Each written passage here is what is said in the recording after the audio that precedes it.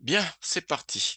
Alors, dans cette vidéo, je vais parler de l'importation d'un environnement dans Anaconda. Voilà.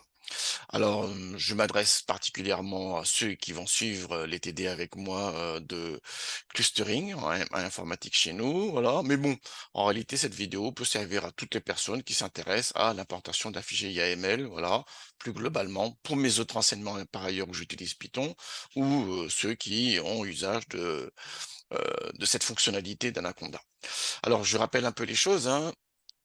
J'ai un cours de clustering qui est là, très bien. Je suis en train de préparer le matériel pédagogique et je suis en train également de faire les vidéos.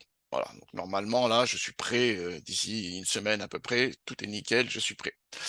Alors, qu'est-ce qui se passe? Je l'avais dit plusieurs fois qu'il y a une partie des Python, il y a une partie des TD qu'on va faire sous Python. Et justement, dans ces TD qu'on va faire sous Python, on aura besoin de certains packages spécifiques.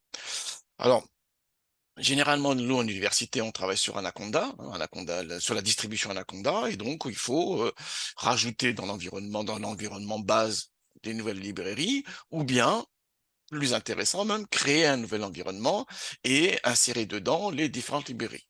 Donc, il y a un site d'Anaconda, Conda ici, qui est le gestionnaire d'environnement, hein, sous Python, sous Anaconda, qui explique ce qu'il faut faire. Voilà. Et par ailleurs, j'avais fait une vidéo il y a quelque temps sur la gestion des environnements, hein. Voilà, qui est là. Voilà, il date de quand?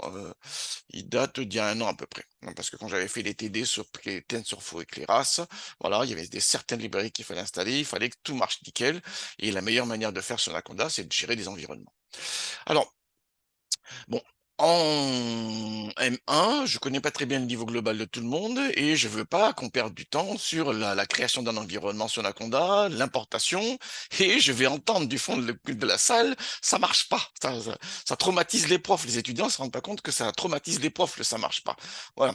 Donc, pour baliser le terrain, qu'est-ce qui se passe? J'ai créé, voilà, un fichier d'environnement. Alors, ce fichier d'environnement, en fait, c'est un fichier texte, en réalité, où il y a les différents éléments. Je l'ai mis là, ici, hein. Voilà, et je vais l'ouvrir devant vous, hein. Donc, je l'ai préparé en amont. Donc, pour mon TD, là, je vais créer le fichier d'environnement et je vais le mettre dans le drive, là où il y aura les sujets de TD. Comme ça, voilà, vous l'importez dans Anaconda, je vais le montrer comment faire devant vous, et comme ça, vous pouvez lancer directement votre travail, vous pouvez enfin, travailler directement sans perdre de temps. C'est ça l'idée, hein.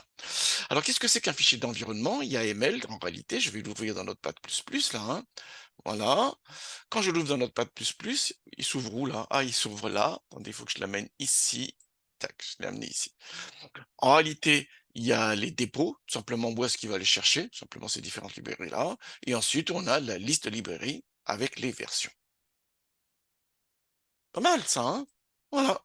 Donc, on a tout ce qu'il faut. On a tout ce qu'il faut déjà.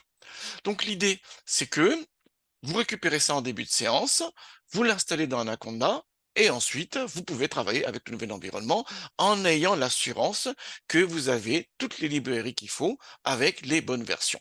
Et vous et moi, nous aurons, moi je mets le corrigé au fur et à mesure, hein, voilà, et vous et moi, on aura exactement les mêmes résultats. Parce que souvent, c'est très gênant quand on change de version, on a un résultat un peu différent parce que ceux qui font les librairies, bah, ils font ce qu'ils veulent en fait, hein. C'est à nous de vérifier après si ça marche bien, si ça marche comme nous on souhaiterait. Et du coup, c'est très gênant quand j'affiche un résultat et que vous avez un résultat différent et qu'il faut que j'explique qu'il y a peut-être une mise à jour et que peut-être c'est pour ça les résultats un peu différents. Ça instille le doute dans la tête des étudiants et c'est pas bon du tout ça. Voilà. Donc, ce que je fais généralement, du coup, habituellement maintenant, c'est que je crée un fichier d'environnement, je prépare le travail en amont et je le distribue. Et les étudiants l'importent sur Anaconda et ensuite ils peuvent travailler avec les bonnes versions des librairies. C'est ça l'idée. Alors justement, admettons que je vous distribue ça, comment vous fonctionnez ensuite? Donc vous allez dans Anaconda Navigator, hein, j'ai préparé l'affaire, voilà, et vous en êtes là. Donc normalement, si vous n'avez rien fait de particulier, il y a l'environnement base qui est préparé. Voilà. Alors, on pourrait rajouter les librairies dans l'environnement base, mais c'est jamais une bonne idée parce qu'au bout d'un moment, on s'y retrouve plus. Donc, c'est là que l'idée de créer des environnements, comme ça, on est sûr d'être dans un espace où tout est nickel. Alors, pour la gestion des environnements, celle-là, généralement, et vous avez la liste des environnements disponibles, hmm, qui correspond à chaque projet. Normalement, à chaque projet, un environnement avec les bonnes versions des packages. C'est ça la bonne idée. Donc, qu'est-ce qui se passe? Moi, j'ai créé le fichier YAML, là. Vous avez vu qu'il est là. Il faut l'importer pour qu'il installe les différents éléments. Alors, ça se passe ici, hein, donc vous êtes dans un compte d'un navigateur, vous allez dans Environnement et vous importez le fichier. Hein. Donc local drive, parce qu'il est sur ma machine locale ici, tac, je l'importe, je vais sur le bureau, je vais dans Démo, et il est là, et je l'ouvre. Une fois que c'est bon, il va l'importer. Donc voilà, ça prend un peu de temps parce qu'en fait, en réalité, il va lire le fichier d'environnement et il va importer en ligne les différents packages qui sont listés avec les bonnes versions. Alors j'en profite un peu là, parce que ça va prendre un peu de temps là pour meubler. Alors pour meubler plus ou moins, parce que en réalité, ce qu'on va faire aujourd'hui, ce que je vais montrer là, ça va marcher sur Jupyter Notebook, ça c'est un premier élément important, et ça va marcher également sur Visual Studio Code. Voilà. Alors VS Code, il n'est pas installé dans nos salles informatiques, mais je sais qu'il est extrêmement populaire maintenant. Il y a beaucoup de gens qui l'utilisent, y compris dans les entreprises. Et les étudiants qui travaillent sur leur propre machine personnelle, c'est une bonne idée, je pense, hein, de l'installer également pour vous, sur votre machine personnelle, avec votre ordinateur portable, et de travailler dessus. Donc nous, à l'université, on ne peut pas l'utiliser parce qu'il n'est pas installé dans la salle et la salle est tellement verrouillée que c'est pas possible.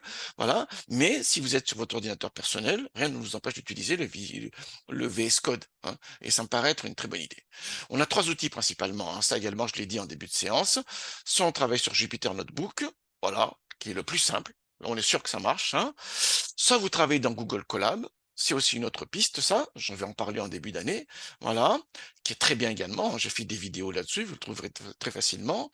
Et la troisième piste possible, c'est travailler avec VS Code, Visual Studio Code, voilà, qui permet de programmer dans différents langages, voilà, avec différents environnements. Tu verrais, j'ai testé sous Julia, j'ai testé sous R, voilà, et j'ai testé également sous Python. Alors justement, j'avais parlé de Google Colab, je reviens un peu dessus. On peut installer apparemment un environnement, enfin un Conda pour gérer les environnements dans Google Colab. Mais j'ai un peu regardé, c'est compliqué. Je- vous pouvez tester vous-même, hein, testez vous-même. J'ai fait une recherche Google là, voilà. Faites des tests, essayez de voir si ça marche ou pas. Mais moi, en TD, je vais pas me lancer là-dessus. Hein. Je vous conseille absolument pas de le faire durant le TD. Alors, si vous le faites en amont chez vous et que ça marche, nickel. Voilà. Mais en revanche, c'est pas pendant le TD qu'on va commencer à... Le TD, c'est 2 heures. Si vous perdez 20 minutes à essayer d'installer, puis à la fin, ça marche pas, c'est juste pas possible. C'est juste pas possible. Hein. Voilà. En tous les cas, donc, sachez que c'est possible. Voilà. Mais là, pour le coup, c'est un travail personnel à faire. C'est à vous de le faire. Et faites-le en amont pour être sûr qu'on est capable d'utiliser Conda sur Google Colab. Ensuite, je vous gère le fichier YAML et vous débrouillez là-dessus. Mais c'est votre responsabilité pour le coup. Enfin, moi, je m'engage pas là-dessus. Moi, je m'engage sur Jupyter Notebook et je m'engage sur Visual Studio Code. Voilà. Mais c'est important de le dire quand même parce que en réalité, c'est possible. Alors, l'importation a dû terminer là. Non, ça prend un peu de temps encore. Bon, très bien. Du coup, je vais faire pause avec la vidéo hein, parce que je vais... Ah bah si, non, c'est bon, c'est bon, c'est bon. Ça y est, il l'a installé. Vous avez vu, hein, il y avait 220 packages à installer. Hein, alors que, en réalité, il y avait deux packages qui m'intéressaient ici, trois. Panda, Scikit-learn et Yellowbrick. Voilà ce qui m'intéressait vraiment principalement ici. Une fois que c'est fait ça, du coup, je reviens dans Home et je m'assure que le package courant, c'est des declustering. Vous avez bien vu, hein, des declustering. Très bien. Une fois qu'on a bien ce package courant, vous pouvez lancer Jupyter. Donc je vais le faire ici, je vais lancer Jupyter et je vais tester les versions de Scikit-learn et les versions de Yellowbrick. Ensuite, je vais lancer Visual Studio Code et on va faire la même chose. Donc je lance le notebook Jupyter, hein, très bien. Donc ça également, on l'a fait, ça, on l'a fait, donc il n'y a pas de souci là-dessus. Bon, pour moi, il ouvre dans l'autre fenêtre, il faut que je l'amène ici. Voilà, voilà, tac, tac, tac. Une fois qu'il est installé, donc je fais New Python 3. Un notebook Python 3. Une fois que j'ai créé mon Python 3, là, je vais taper des commandes, tout simplement, import sklearn, voilà, et sklearn.version. Voilà, run, voilà la version pour le TD. Très bien, il faut qu'on s'assure qu'on a exactement la même version. Et pareil pour Yellowbrick, voilà, Yellowbrick version.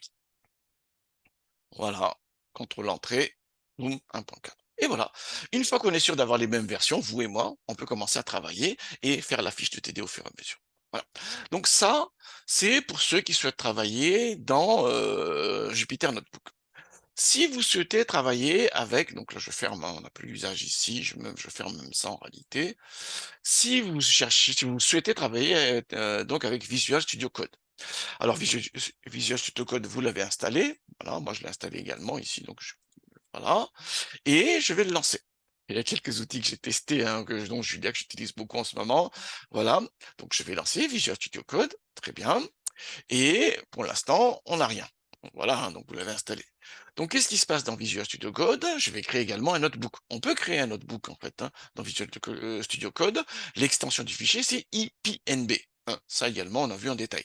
Donc, je vais faire File, voilà, New File, et voilà les différents éléments disponibles. Hein, c'est les différents outils que j'ai installés et ensuite j'ai mis en relation avec Visual Studio Code.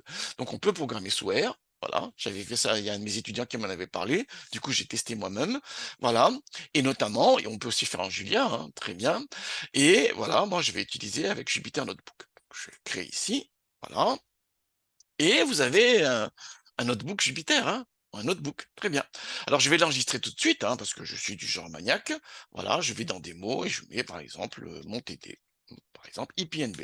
Ce qui est important, c'est l'extension, c'est IPNB, hein, voilà enregistré. Et comme d'habitude, donc on peut mettre soit du code, soit du markdown. Hein, voilà. Donc par exemple, là, je refais comme tout à l'heure, hein, import sklearn, voilà. Et ensuite, sklearn, voilà, point double underscore, version double underscore. Voilà. Il fait comme tout à l'heure, hein. Il est en train de préparer et il va faire le. Et vous avez la version ici. Ah, ah, ah. C'est pas la même version. Pourquoi ça ne pas la même version? Parce que j'ai pas la mis le bon environnement. Hé, hé, j'ai pas fait exprès là, j'ai pas fait exprès. On est bien d'accord, hein. Mais là, vous avez vu, hein, c'est pas le 1.2 là, vous avez bien vu, parce que je suis dans l'environnement base. C'est pas bon ça, hein. Moi, je veux avoir le TD, hein, l'environnement que j'ai préparé pour le TD. Donc, qu'est-ce qui se passe? Bah, je vais fermer ça. Voilà, ben non, donc ça va. Voilà, je vais créer un nouveau fichier.